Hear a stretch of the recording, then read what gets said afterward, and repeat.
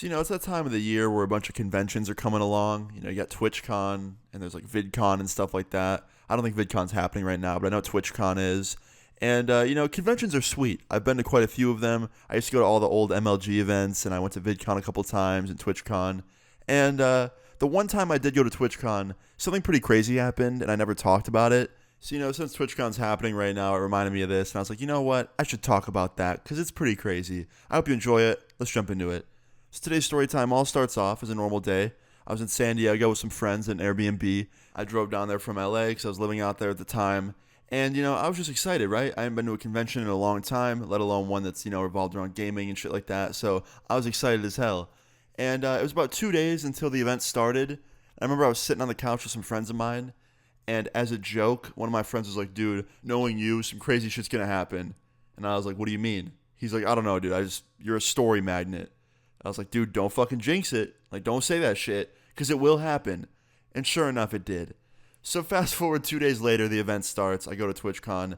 Day one was a success. It was a lot of fun. Met some people. No one really knew I was there, so I didn't really meet that many people, because I kind of kept it on the down low. A few years back, I was weird about showing my face, and, for a while, for quite a couple of years, I was just really, really, like, secluded. Now I don't really give a fuck. Like, whatever. You want to see my ugly face? See it. I don't care. It's on Instagram. It's on videos, whatever. But anyway, yeah. Day one was sick, right? Day two is really where this picks up, okay? So day two, I go to the convention, hang out there for the whole day. And when day two ends, like at the convention center, is really where this starts off, okay? So me and my friends walk out of the convention after it's over with.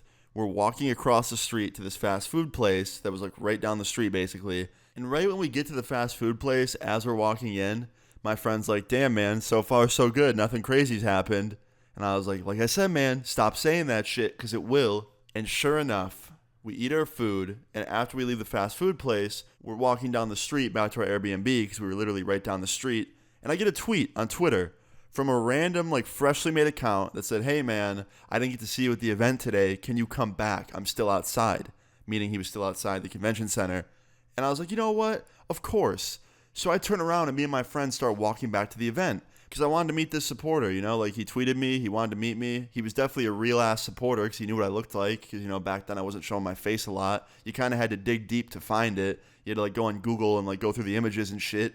So yeah, like I'm under the impression that this is a real ass, like big supporter of mine. And of course I want to meet every supporter I can at these events. So I turn around and we start walking back to the event and I'm excited to meet this dude, right? Because, I'm just excited in general to meet a supporter always. So we get to the convention center. I don't see anybody, right? Like we're right by the entrance. No one's there. There's a couple people that look like they work there. I think they're cleaning up. No one that looks like an obvious like Luna supporter, right? I tried tweeting the dude back a couple times. No response. And after about 5 to 10 minutes, I'm like, all right, you know what? He must have went home. Let's leave. So we turn around, me and my friends, and we start walking away from the convention center. And I hear someone go, yo, are you Luna? And I turn around, and there he is. Now, this dude looked like 17, maybe 18 years old. And he's like, you're Luna? I was like, yeah, man. And I go in for a hug. And I'm like, nice to meet you. Because I wanted to hug the dude, right? Like, he supports me. Least I can do is give him a fucking hug. And he immediately backs up. And he goes, cool. Do me a favor and empty your pockets. And he reaches into his hoodie pocket. And, like, clearly there's an outline of a weapon. Looked kind of like a gun in his hoodie pocket. And I start laughing, right? And so do my friends, because we all think it's a joke. Like, this dude's a Luna supporter. Of course, he watches my videos, and he's heard about the countless fucking crazy things. So he's probably just joking around about one of those videos, right? So I'm laughing, and he goes, nothing's a fucking joke, dude. What are you laughing at? And he looks real mad, right? And I still think he's joking. And then he goes, dude, now. And I was like, oh, you're serious? He's like, yeah. Now, every time I go to an event, I don't bring my wallet with me. Because I don't trust people. There's motherfuckers that know how to pickpocket and shit. Obviously, I'm being a little bit paranoid, but I never bring anything with me besides my phone and my ID because I have to get into the event. And most places take Apple Pay anyway, so like I have that on my phone. So yeah, I realize this dude's trying to rob me, like dead serious. And all my friends realize it as well, and we all kind of look at each other. But for some reason, I wasn't scared. Maybe it's because he knew who I was and like was once a supporter, because he clearly knew who I was and like knew enough about me to find my Twitter and shit. Or maybe it's because I didn't think he had an actual weapon on him, because I don't. It looked like he had one in his hoodie pocket. But this kid looked young, and it was definitely more likely an airsoft gun than a real one. But, obviously I'm not going to test that theory, so I'm like, listen, man, I don't have my wallet on me. all I have is my phone and my ID. And he's like, that works. I was like, you want both? He's like, nah, just the phone. So I give him my phone. Keep in mind, my phone screen at the time was completely shattered. It was like fucked looking. You could barely see the screen, and I used to cut my thumb all the time trying to use it. So he stole a broken phone that was probably worth like $100 at most. The screen was broken, like extremely broken and shattered. The camera was broken. It was just a fucking awful phone, and I was pretty much using it until it died. So yeah, he stole my phone, and immediately after that, he just runs off. Like, just kind of jogs away, right? And I was like, did that just happen? Did I really just get tricked into thinking I was going to meet someone that watches my videos, and they took my broken phone outside of a gaming convention? Like, what? Well, a gaming convention that was over for the day, but still, like, crazy. He was definitely there attending, because, like, he was in the area and saw me. I didn't post shit about being there on social media, so he must have saw me in person and know I was there.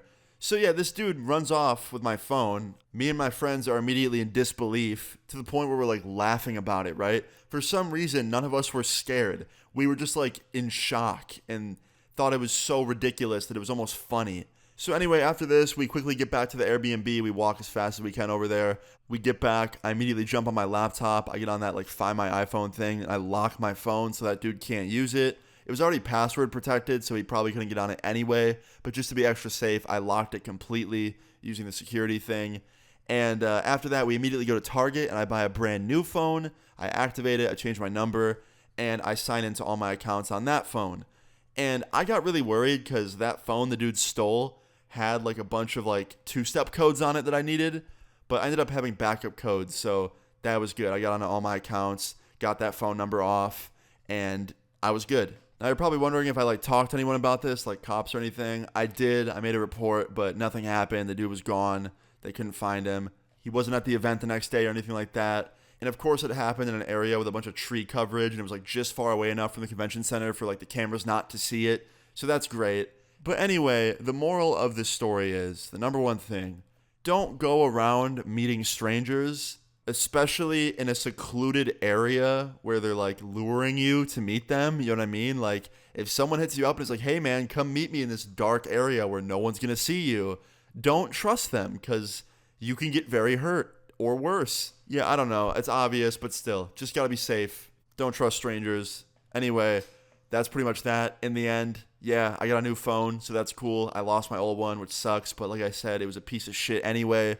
And I got to keep my ID, and my wallet was back at the Airbnb. So all in all, not that much of an L in my opinion, and I learned a valuable lesson.